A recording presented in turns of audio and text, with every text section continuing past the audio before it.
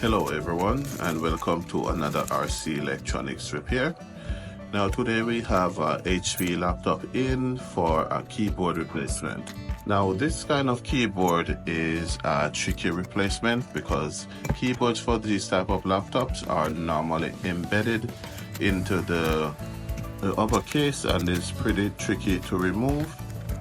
Now come with me as I take this laptop apart and do this keyboard replacement.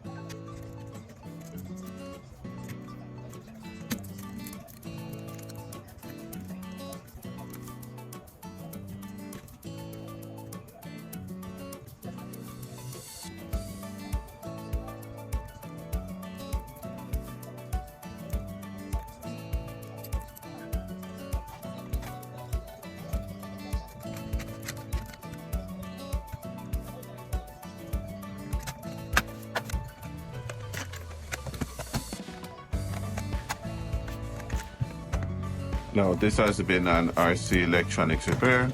Thanks for watching.